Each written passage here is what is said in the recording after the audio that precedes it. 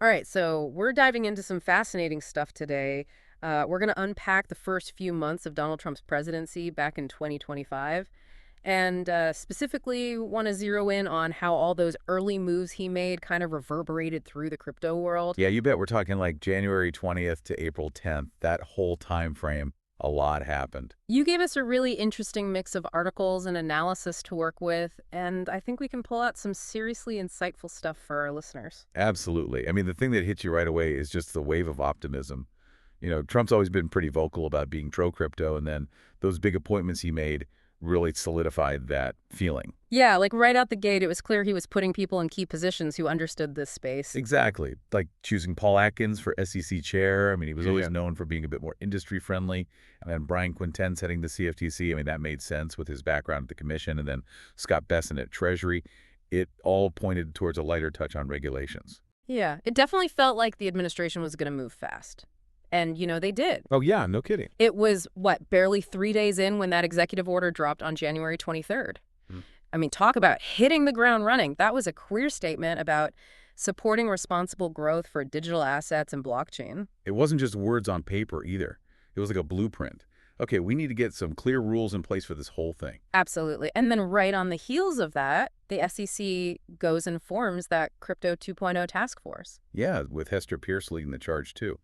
She's always been a strong voice for clear crypto regulation. For sure. And that really emphasized this idea that it wasn't about just cracking down with more enforcement from day one. It was about building a solid regulatory framework, a set of guidelines that everyone could work with. It was a huge departure from that regulation by enforcement approach Yeah. that a lot of people in the industry were really criticizing. Yeah, that uncertainty was stifling innovation left and right.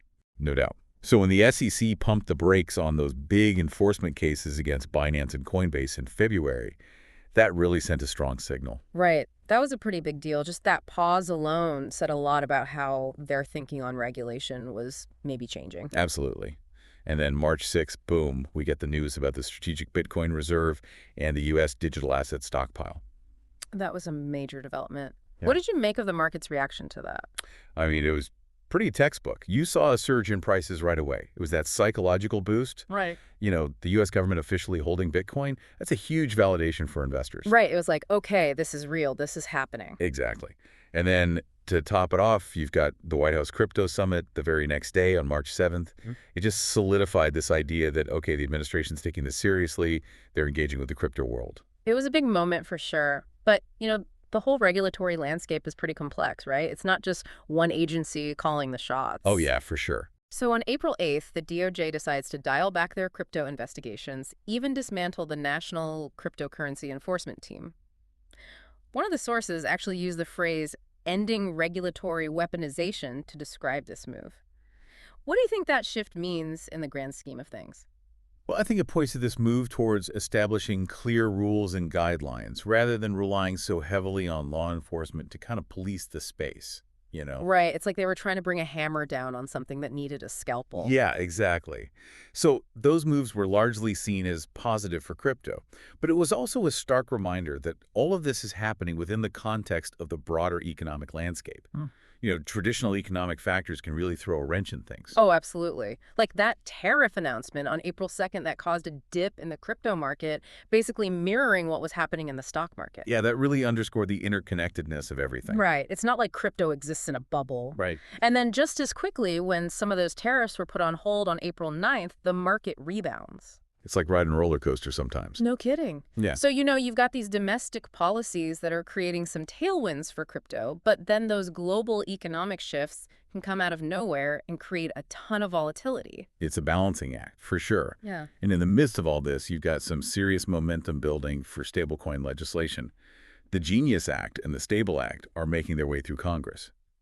Yeah, and the Trump administration has been pretty clear that they want to get those bills signed before August, which suggests that stablecoins are an area where we might see some concrete regulatory clarity pretty soon. For sure. So if we try to step back and look at the big picture, this initial period under Trump was definitely a mixed bag. Yeah, there are ups and downs for sure. But overall, I'd say it leaned positive. Yeah. You had that clear pro-crypto stance from the administration, and those early regulatory moves were pretty encouraging. But then you get those tariff-related swings that just highlight how much influence broader economic policy can have on this space. Definitely. So based on all the analysis you went through, what's the outlook? What are the sources saying about where things are headed? Well, the general consensus seems to be that there's about a 65% probability of a generally positive trend over the next 6 months. The thinking is that clearer regulations and more institutional adoption are going to be the main drivers there. Okay, so continued growth, but maybe at a more measured pace. That seems to be the prevailing thought. Mm-hmm. And for stablecoins, the outlook is even more optimistic. The sources are putting the chances of them gaining traction at around 80%, given the legislative progress that's happening. So stablecoins are looking like a good bet. Yeah, it seems like a pretty safe assumption. And then on the flip side, we might see increased regulatory scrutiny on decentralized finance. Okay, so that's something to keep an eye on. Absolutely. Yeah. The sources are saying there's about a 60% probability of that happening. And of course, we can't forget about the global economic factors. That's always going to be a wild card. Yeah, that's the 800-pound gorilla in the room. Yeah, exactly. Those global influences are still estimated to have about a 75% impact on the crypto landscape. So it's a complex picture for sure. You know, when you look back at this initial period under Trump, it really highlights just how closely intertwined crypto regulations are with the wider economic world. Yeah, no doubt. It makes you think about how digital assets can truly become stable and fully integrated into the global financial system, given all these different forces that are constantly pulling and pushing on them. Absolutely. It's a fascinating question and one that we're going to continue to explore. As we move forward, it's going to be crucial to observe how these specific regulatory actions interact with broader economic policies. That's the key to understanding the future trajectory and stability of digital assets in this complex global landscape. Couldn't have said it better myself. Thanks. And to our listeners, we'd love to hear your thoughts on this. How do you think this early period under Trump shaped the path for crypto? What are you watching most closely as the space continues to evolve? Thanks for listening. And we'll see you next time on The Deep Dive.